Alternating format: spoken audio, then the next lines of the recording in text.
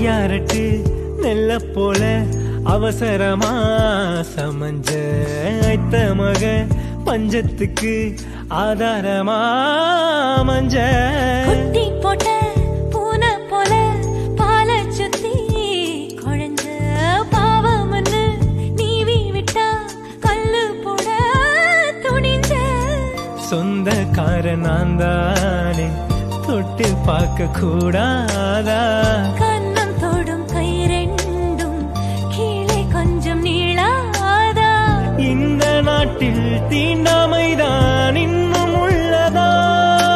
வயசுக்கு வந்த பூ ஆசைய பேசுமா வண்டுக்கும் பூவுக்கும் சண்டையா சட்டமா தாமர பூவுக்கும் தண்ணிக்கும் என்னைக்கும் சண்டையே வந்ததில்லை